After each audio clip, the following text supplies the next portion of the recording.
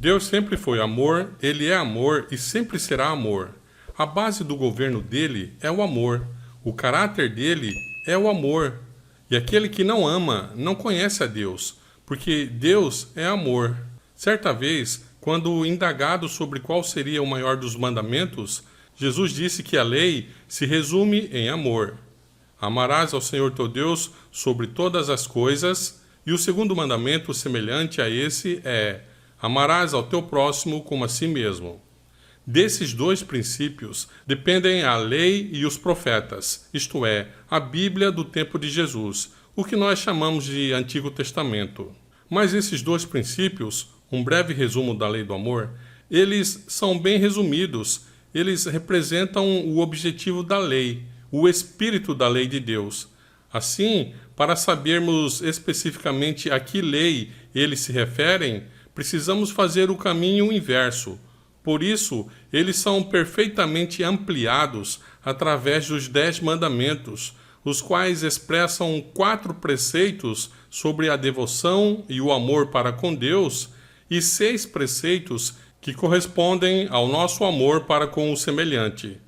Mas os 10 mandamentos precisam de explicações sobre eles, porque eles são breves, são curtos e diretos. Eles não trazem detalhes, especificações.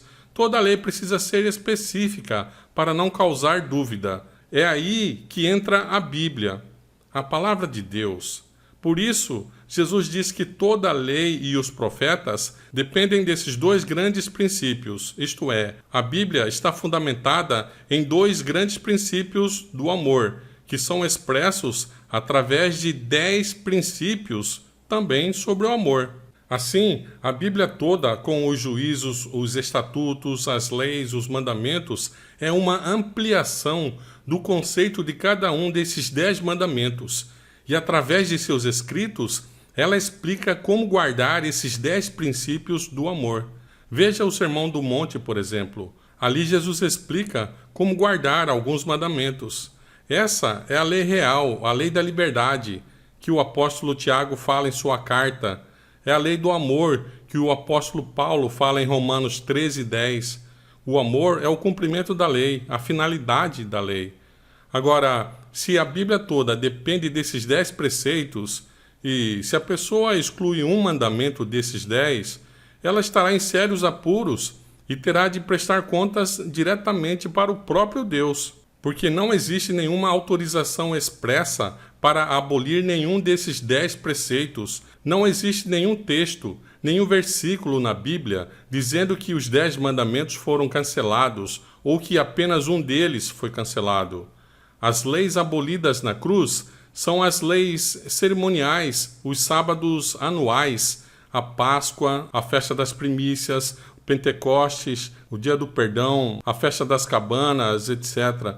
Então, todos esses sábados eram sombra da cruz.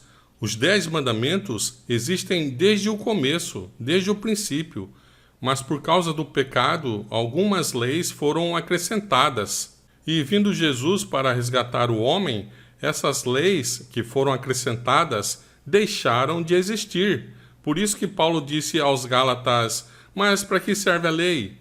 Foi adicionada por causa do pecado. Gálatas 3:19. A lei de Deus, ela é eterna. A Bíblia diz que Satanás foi o primeiro transgressor da lei de Deus. Ele peca desde o princípio. No livro de Daniel, no capítulo 7, o agente mor do dragão aqui no mundo, trataria de mudar os tempos e a lei. E inúmeros foram os esforços feitos para subverter as pessoas para transgredirem a lei de Deus. Podemos ver isso ao longo da história em diferentes povos, como na África, na Europa, os valdenses, os cristãos de São Tomé, na Índia. Quando Vasco da Gama contornou a África para chegar às Índias, ele levou consigo muitos dignitários civis, militares e religiosos. E Francisco Xavier, um dos companheiros de Inácio de Loyola, quando chegou em Goa, na Índia, ele viu um grupo de cristãos com práticas da lei mosaica, segundo ele, e solicitou autorização de Roma para instalar uma inquisição e milhares de cristãos foram mortos. Mas no capítulo 14, nos versos 6 a 16 do livro de Apocalipse, é apresentado dois grupos de pessoas que estarão no final da história do planeta Terra. Apenas duas classes de pessoas estarão no mundo nos últimos dias. Um grupo é representado pelos que recebem a marca da besta e vão para o lago de fogo, juntamente com Satanás e seus anjos. E o outro grupo é representado pelos que guardam os mandamentos de Deus e têm a fé de Jesus. E esses vão para o céu junto com Jesus e seus santos anjos. E eu vi outro anjo voar pelo meio do céu, tendo o evangelho eterno para pregar aos habitantes da terra e a toda a nação, e tribo, e língua, e povo, dizendo em alta voz: Temei a Deus e dai-lhe glória, porque vinda é a hora do seu juízo, e adorai aquele que fez o céu, a terra e o mar e as fontes das águas. E agora o verso 9. E seguiu-os o terceiro anjo, dizendo em alta voz: Se algum homem adorar a besta e a sua imagem, e recebe sua marca em sua testa, ou na sua mão, este beberá do vinho da ira de Deus, que é derramado sem mistura no cálice de sua indignação. E ele será atormentado com fogo e enxofre na presença dos santos anjos e na presença do Cordeiro. E a fumaça de seu tormento sobe para todo sempre, e eles não têm descanso de dia nem de noite, os que adoram a besta e a sua imagem, e quem quer que receba a marca do seu nome. Aqui está a paciência dos santos, aqui estão aqueles que guardam os mandamentos de Deus e a fé de Jesus. Aqui estão os dois grupos, as duas classes de pessoas que viverão neste planeta imediatamente antes da volta de Cristo. No final, o mundo todo será submetido a uma grande prova para comprovar sua fidelidade a Deus e demonstrará sua lealdade observando os mandamentos de Deus. Essa será a grande prova final. O sábado será a pedra de toque da lealdade, pois é o ponto da verdade especialmente controvertido. Quando sobrevier aos homens a prova final, traçar-se-á uma linha divisória entre os que servem a Deus e os que não o servem, ao passo que a observância do sábado espúrio, em conformidade com a lei do Estado, contrária ao quarto mandamento, será uma declaração de fidelidade ao poder que se acha em oposição a Deus, é a guarda do verdadeiro sábado, em obediência à lei divina, uma prova de lealdade para com o Criador. Ao passo que uma classe aceitando o sinal de submissão aos poderes terrestres recebe o sinal da besta, a outra, preferindo o sinal de obediência à autoridade divina, recebe o selo de Deus, o grande conflito, o último convite divino.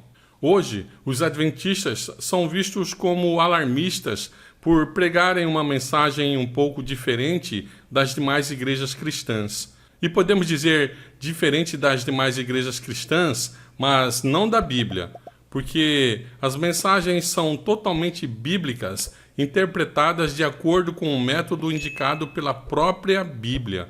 E isso se dá porque as pessoas que, pela fé, não acompanham os passos de Jesus no santuário celestial, vão ficando para trás, sem luz. Você pode ver isso como, por exemplo, os judeus rejeitaram Jesus e ficaram no pátio sacrificando animais, quando Jesus já estava lá no lugar santo, no santuário celestial. Eles foram deixados em trevas. Jesus disse deles: sua casa ficará deserta. Em 1844, quando começou o julgamento dos mortos, as igrejas que pela fé não acompanharam Jesus no santuário celestial, de acordo com Apocalipse 3:7, no qual diz que Jesus abre uma porta que ninguém pode fechar e fecha uma outra porta que ninguém pode abrir. Então, elas ficaram para trás, lá no lugar santo. Não entraram com Jesus no lugar santíssimo. Assim, não conseguem entender a mensagem da imutabilidade da lei de Deus, a mensagem do sábado, a mensagem do real estado dos mortos, a mensagem de saúde, etc. Tudo isso fica ofuscado para eles. Eles não conseguem entender. Mas qualquer um, com uma simples leitura da Bíblia, feita com oração e humildade, pode ver claramente a santidade da lei de Jeová e suas verdades eternas. Por um longo período de tempo, Satanás tem tentado destruir a lei de Deus e, no final, essa batalha será estendida para os tribunais do Estado. A prova final levará o Estado a legislar contra a lei de Deus, colocando todos os seres humanos a uma decisão fatal, a escolha que terá consequências eternas, a decisão da vida ou da morte, sem chance para alteração. Os que se esforçam por obedecer a todos os mandamentos de Deus defrontarão oposição e escárnio. Apenas em Deus ser-lhes-á possível subsistir. A fim de suportar a prova que diante deles está, devem compreender a vontade de Deus como se acha em sua palavra. Poderão honrá-lo unicamente tendo uma concepção correta de seu caráter, o governo e propósitos, e agindo de acordo com estes. Pessoa alguma, a não ser os que fortaleceram o espírito com as verdades da Escritura, poderá resistir no último grande conflito. Para todos virá a inquiridora prova. Obedecerei a Deus, de preferência aos homens? A hora decisiva está mesmo agora às portas. Estão nossos pés firmados na rocha da imutável palavra divina? Estamos preparados para permanecer firmes em defesa dos mandamentos de Deus e da fé de Jesus? O grande conflito, nossa única salvaguarda.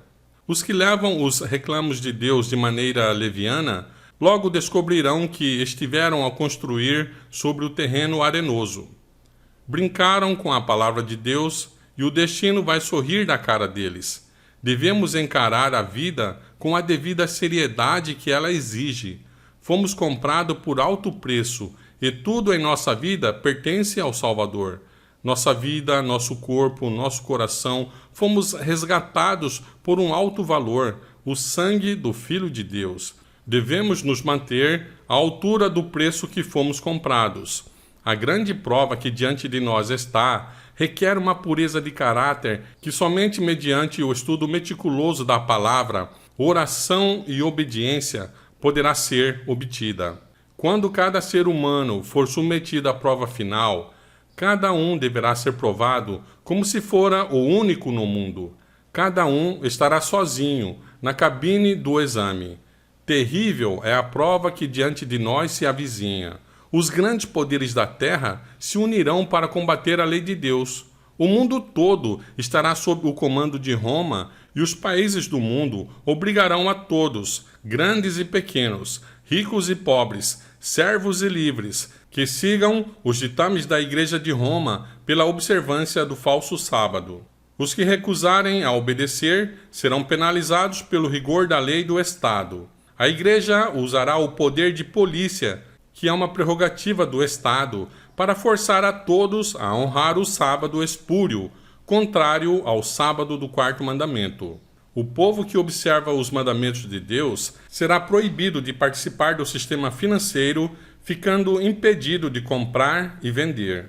E com o transcurso do tempo, os resultados nefastos de leis que estão sendo criadas agora, como, por exemplo, a redução dos dias de trabalho da escala 6x1 para 4x3, começarão a aparecer e aumentará o número de empresas falidas, espalhando uma terrível crise por todo o mundo. E nesse tempo, a lei dominical passará para uma nova fase, e com um discurso inflamado de recuperação da economia mundial, todos serão obrigados a trabalhar no sábado.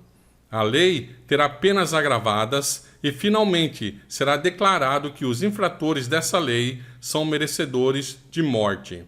Isso no panorama civil. No mundo religioso, os guardadores do sábado estarão sendo acusados de serem os responsáveis por atraírem os juízos de Deus sobre a terra, portanto, merecedores de morte. Mas, por outro lado, a lei de Jeová reclama a obediência total aos mandamentos e ameaça o infrator com raiva divina, sem mistura de misericórdia, e todos os transgressores de seus preceitos serão destinados ao lago de fogo. Diante de tal situação, os que aprenderam a confiar em Deus e desenvolveram um relacionamento vivo com Jesus não terão nem o que considerar, assim como os jovens hebreus no campo de Dura, na antiga Babilônia, que disseram ao rei Nabucodonosor que nem precisariam de outra chance, pois eles já tinham a resposta. Assim também os santos de Cristo não terão nem o que considerar, nada a analisar, pois eles já terão a posição definida ao lado dos mandamentos de Deus. Por isso, nós sempre pregamos sobre o sábado. Devemos pregar a mensagem de fé, de amor, mas sempre falando da importância da lei de Deus, porque somos julgados por ela, e amanhã o mundo todo deverá ser esclarecido sobre essa questão. E quando o mundo todo tiver sido devidamente esclarecido, e cada um estiver sabendo da santidade da lei de Deus, somente aí, quem quer que ouse quebrar um preceito dos mandamentos de Deus para obedecer à lei do Estado, que é, no fim das contas, uma mera ordenança humana, porque o Estado é uma entidade subjetiva, mas quem governa é sempre um humano. Então, esse tal receberá o sinal da besta. Aceitará a marca de submissão ao poder que escolheu obedecer, em vez de obedecer à lei de Deus, e isso, no começo, não lhe trará nenhuma consequência desastrosa, e ele poderá participar do sistema financeiro e receber seu salário e pagar as contas, sua vida segue normalmente, mas amanhã isso lhe custará a vida eterna, pois a ameaça de Deus é bem clara em Apocalipse 14, 9. O tal que receber a autorização para poder participar do sistema financeiro e levar a vida normal, recebendo e efetuando o pagamento, pagando as contas, comprando, gastando, etc., esse tal estará com os dias contados. Seu destino é o lago de fogo, juntamente com Satanás e seus anjos. Por isso estamos sempre alertando aqui nesse canal sobre essa questão, porque é muito sério. A decisão a ser feita implicará na vida eterna ou na morte. Agora, é claro que ninguém deverá sofrer a ira de Deus sem que tenha aprendido claramente sobre esse assunto. Deus seria injusto. Cada um deverá ser previamente esclarecido sobre essa questão e somente depois de ter recebido a luz necessária para fazer a devida escolha, e mesmo assim, se ele rejeitar, somente se ele rejeitar, aí sim, somente nesse caso, o tal receberá o sinal de Roma, o sinal da besta. Tem muitos visitantes aqui neste canal que entram para debater e sempre procuramos mostrar a verdade de maneira mais clara possível. Uns aceitam a mensagem do sábado e alguns aceitam só de olhar os comentários que nós fazemos, alertando sobre a importância do sábado. Mas tem muitos que quase, vamos dizer assim, a maioria acaba se calando, não fala nada. Mas de qualquer maneira, a semente foi lançada, porque muitos cristãos não guardam o sábado porque ainda não receberam a devida luz sobre essa questão. Mas assim que receberem luz suficiente para terem melhor compreensão, aceitarão a mensagem do sábado. E Deus conhece os corações, Ele sabe quem são os seus filhos. E se são fiéis à luz que receberam, e se Deus enviar mais luz, Ele sabe que eles vão permanecer fiéis ao Senhor. Assim, o sábado será a grande prova que logo, muito em breve, vai dividir o mundo todo em apenas dois grupos. Os que obedecem à lei do Estado, à lei dos homens, e vão para o lago de fogo, junto com Satanás e seus anjos, e o outro grupo, formado pelos que obedecem à lei de Deus e vão para o céu com Jesus e seus santos anjos. O Senhor te abençoe e te guarde. O Senhor faça resplandecer o seu rosto sobre ti e tenha misericórdia de ti. O Senhor levante o seu rosto sobre ti e te dê a paz.